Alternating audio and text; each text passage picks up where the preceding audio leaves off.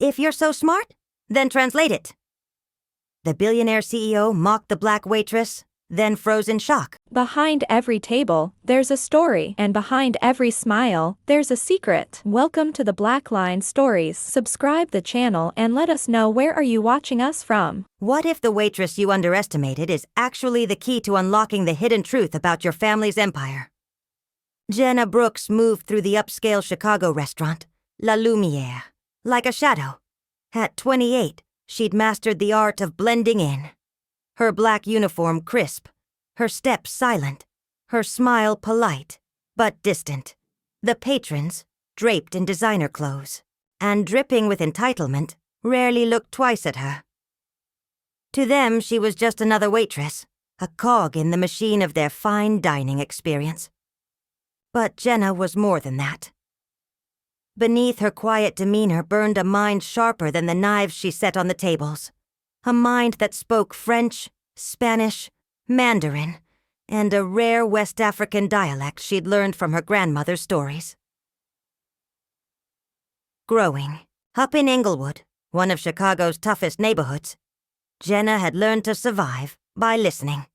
She'd cared for her mother, who battled lupus, and mentored her younger sister Maya, who dreamed of becoming a doctor. Money was tight, always had been.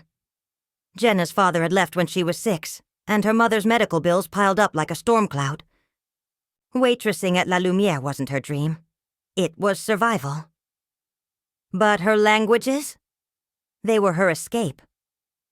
She'd taught herself French from library books, Spanish from coworkers, and Mandarin from a neighbor who ran a small grocery store. The West African dialect, Creole, came from her grandmother, who'd whispered stories of their ancestors late into the night. Tonight, the restaurant was alive with its usual crowd: wealthy businessmen, socialites, and the occasional celebrity. Jenna moved with precision, balancing plates of coq au vin and seared scallops, her ears catching snippets of conversation in languages she understood, but never spoke aloud. She was invisible, and she preferred it that way. Attention brought trouble. At table 12 sat Richard Caldwell, 45, CEO of Caldwell Enterprises, a real estate empire that owned half of Chicago's skyline. His salt and pepper hair was impeccably styled, his suit worth more than Jenna's monthly rent. He radiated power, the kind that made people lean in when he spoke and shrink back when he didn't. Richard had built his fortune from nothing, or so he liked to tell the press. The truth was messier, buried in family secrets he'd never bothered to unearth. Jenna approached his table, setting down a plate of filet mignon with truffle sauce. Richard barely glanced at her, his attention fixed on his phone. His business partner, a man named Greg, chuckled at something Richard said, their voices loud enough to draw stares. Jenna turned to leave, but Richard's hand shot up, stopping her. "Hey, sweetheart," he said, his tone laced with condescension. "What's this dish called again?" Jenna's jaw tightened, but her voice remained steady. "Filet mignon with truffle sauce, sir." Richard smirked, leaning back in his chair. "Fancy name for a piece of meat. Bet you don't even know what it means. If you're so smart, then translate it for me." The words hit like a slap. The restaurant seemed to quiet, or maybe it was just Jenna's focus narrowing. She felt the eyes of nearby tables on her, waiting for her to stumble. Greg snickered, and Richard's smirk widened, daring her to respond. Jenna took a breath, her voice calm but firm. "Filet mignon is French. It means dainty filet, a tender cut of beef. The truffle sauce is a reduction with black truffles, shallots, and red wine. Would you like me to explain it in another language?" Richard blinked, caught off guard. Greg's snicker faltered. The table nearby went silent. Jenna held Richard's gaze, her expression neutral but her eyes burning with something he couldn't quite place. "Another language?" Richard scoffed, recovering. Sure, sweetheart. Let's hear it. Impress me. Jenna's lips curved into a faint smile. She spoke again, this time in flawless Mandarin, describing the dish with the same precision. Then, without missing a beat, she switched to Spanish, her words flowing like music. Richard's smirk faded, replaced by a flicker of unease. But Jenna wasn't done. She paused, then spoke in Creole, the West African dialect her grandmother had taught her. The words were sharp, rhythmic, and utterly foreign to Richard's ears. The room was silent now. Richard stared, his fork frozen halfway to his mouth. Greg shifted uncomfortably. Jenna tilted her head, her voice soft but cutting. Is that enough, sir? Or would you like me to continue? Richard recovered quickly, masking his shock with a laugh. Well, damn.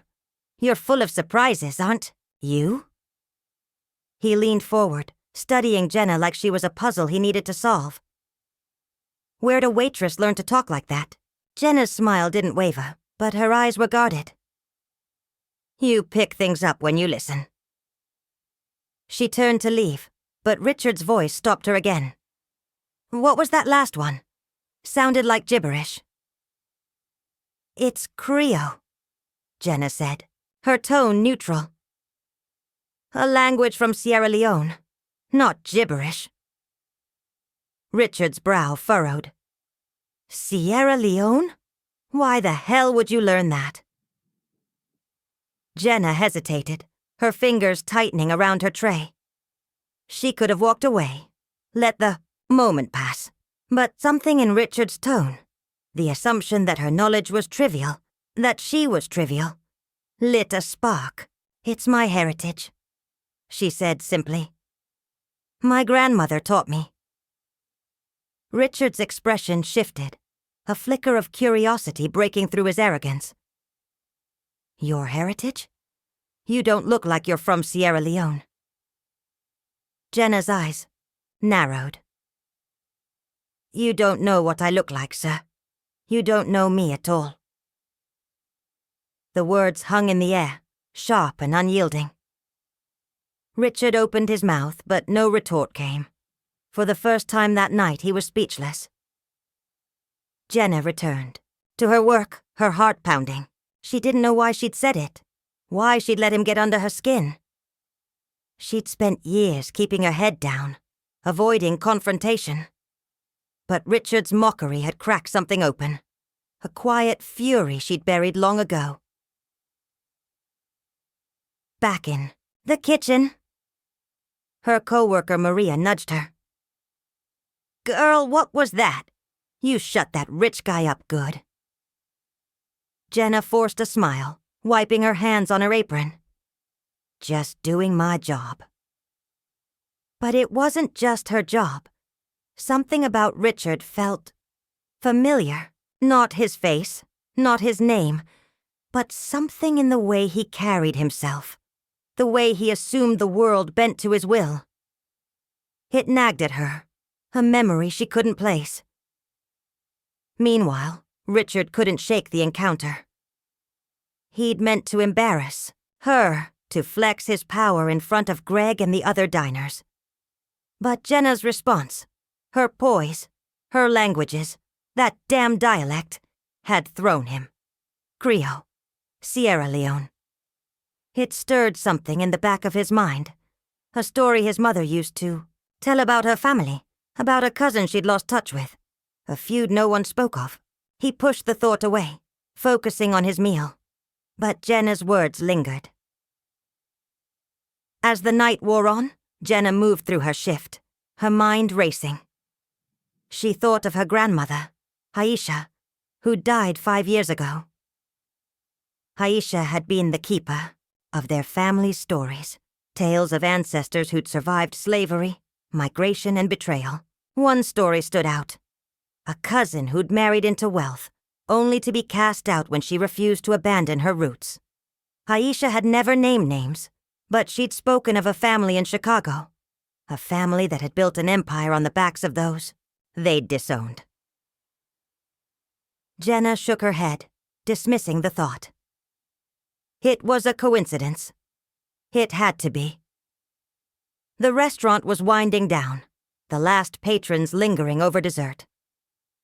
Jenna was clearing a table when Richard approached her, alone this time, his demeanor softer but still commanding.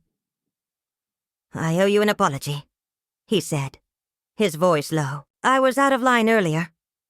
Jenna paused, surprised but wary. "It's fine, sir. Happens all the time." "No, it's not fine."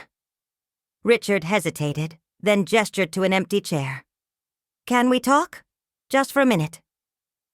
Against her better. Judgment, Jenna sat. Richard studied her, his eyes searching. "That language, Creole. Where did you really learn it?" "I told you," Jenna said. "My grandmother. She was born in Sierra Leone, came to the States as a child. She taught me everything she knew." Richard's expression tightened. "What was her name?" Jenna frowned, sensing the shift in his tone. "Aisha Brooks. Why?" Richard's face paled. He leaned back, his hands gripping the edge of the table. "Aisha Brooks?" Jenna's heart skipped. "You know her?" Richard didn't answer immediately. His mind was racing, piecing together fragments of a story he'd buried long ago. His mother, Eleanor Caldwell, had spoken of a cousin named Aisha, a woman who'd been part of their family until a bitter feud tore them apart. The details were hazy. Something about land, money, and pride. But Eleanor had always carried guilt about it. A guilt Richard had dismissed as sentimentality. "My mother had a cousin," Richard said slowly. "Aisha. They were close until things happened. Family drama. I never paid much attention to it." Jenna's breath caught. "What are you saying?" Richard met her eyes, his voice barely above a whisper. "I think you might be family." The words hit Jenna like a tidal wave. She stared at him, her mind reeling. It couldn't be true. Her grandmother had never mentioned the Caldwells, never hinted at a connection to wealth or power. But the pieces were falling into place. The stories, the dialect, the feud. Aisha had always said their family's strength was in their resilience, in surviving despite being cast aside. Richard pulled out his phone, scrolling through old photos. He stopped on one, an faded image of two women in their 20s, laughing, together. "This is my mother, Eleanor," he said, pointing to one. "And this is Aisha." Jenna's hand trembled as she took the phone. The woman in the photo was unmistakably her grandmother. Younger, vibrant, but with the same fierce eyes. Tears pricked Jenna's eyes. How did this happen?" Richard's voice was heavy with guilt. "My grandfather, Eleanor's father, was a ruthless man. He and Aisha's mother fought over a piece of land, a property that became the foundation of Caldwell Enterprises. He won, and Aisha's family was pushed out. My mother tried to stay in touch, but Aisha, she wanted nothing to do with us. She was proud, stubborn. Sounds like you got that from her." Jenna's chest tightened. All her life she'd carried the weight of her family's struggles, her mother's illness, her sister's dreams, the constant grind of survival. And now, to learn that her family had been tied to the very wealth she served every day? It was too much. The restaurant was empty now, the staff cleaning up around them. Jenna and Richard sat in silence, the weight of the revelation settling between them.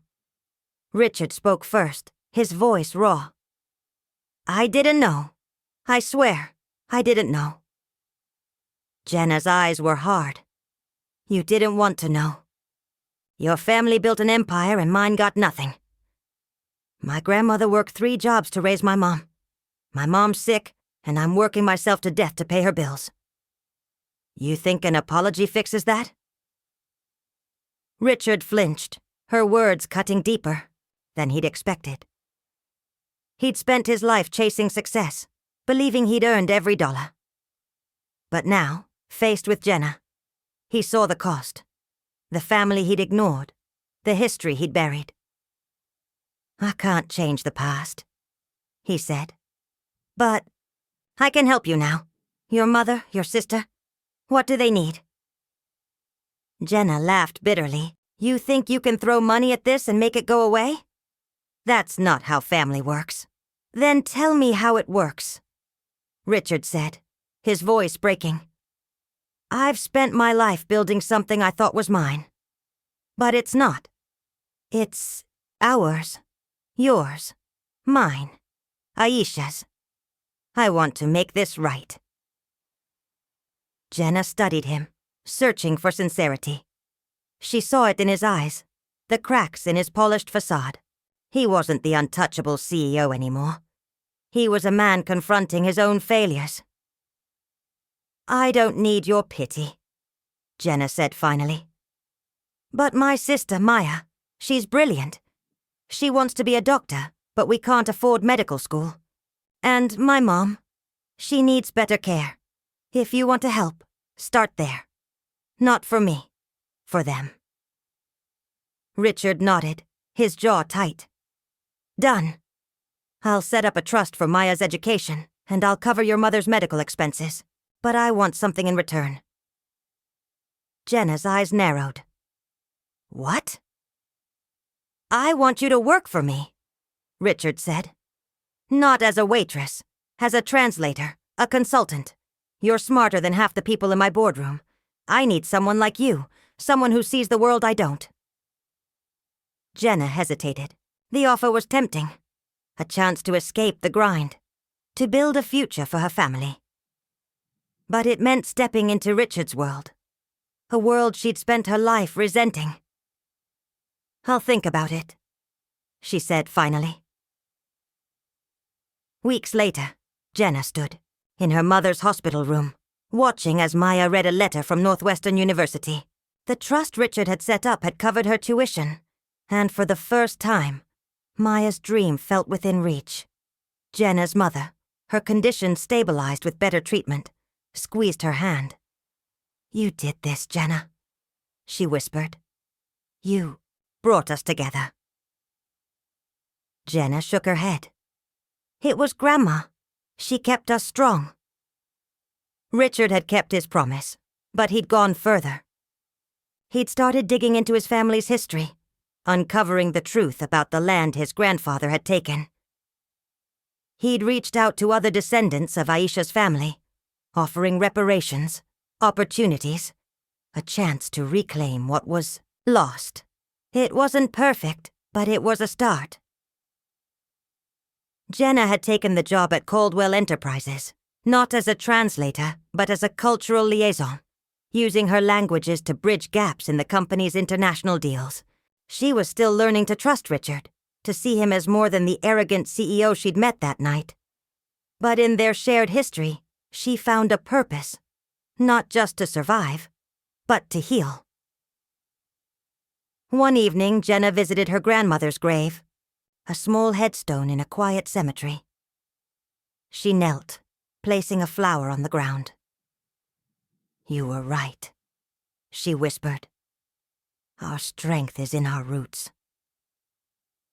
As she stood, the wind carried the faint rhythm of Creole, a language that had once been her secret, now her power. She wasn't invisible anymore. She was Jenna Brooks, granddaughter of Aisha, and she was rewriting her family's story. Jenna's journey was more than a clash of worlds. It was a reckoning with the past. Her languages, once a quiet escape, became a bridge to reconnect fractured family. Richard's transformation, from arrogance to accountability, showed that wealth means nothing without empathy. Together they learned that family isn't just blood. It's the courage to face the truth, to honor the sacrifices of those who came before, and to build a legacy that lifts everyone up.